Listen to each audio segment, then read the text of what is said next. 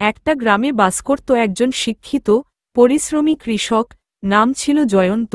তার একমাত্র পছন্দ ছিল চাষাবাদ, কিন্তু তিনি জানতেন যে খামারের জমিতে ভালো ফসল ফলানোর জন্য শুধু পরিশ্রমই যথেষ্ট নয়, কিছু নতুন পদ্ধতি এবং জ্ঞানের প্রয়োজন।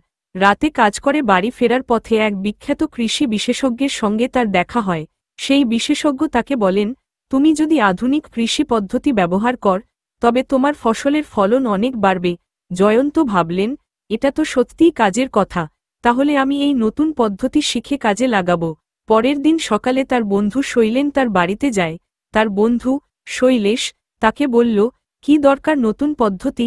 তুমিই তো ভালো জানো, তুমি তো তেমন একটা আধুনিক পদ্ধতি ব্যবহার করো না, তাতে কি কাজের কিছু হবে? জয়ন্ত একদম না শুনে সিদ্ধান্ত নিলেন। তিনি শুরু করলেন নতুন পদ্ধতি গ্রহণ। ফসলের জন্য উন্নত বীজ, সঠিক সেচ ব্যবস্থা, মাটির যত্ন, সবকিছু একসাথে নতুনভাবে শুরু করলেন। কিছুদিন পর তার খামারে ফলন বেড়ে গেল। এর ফলে তার গ্রামে অন্য কৃষকরা এসে তার কাছে নতুন পদ্ধতি শিখতে শুরু করল। কিন্তু শৈলেশ খুবই বিরক্ত হয়ে বলল, ওহ, এই নতুন পদ্ধতি, তুমি তো চাষাবাদ জানোই, তবু এসব কি শেখা দরকার ছিল? জয়ন্ত হাসি দিয়ে বললেন, শৈলেশ, আমি জানি পুরানো পদ্ধতিও, কিন্তু নতুন পদ্ধতি জানলে যে ফলন বাড়ে, সেটা তো সবাই জানে। তুমি যদি কোনো কিছু নতুন শিখতে না চাও, তবে তুমি নিজের সীমাবদ্ধতায় আটকে থাকবে।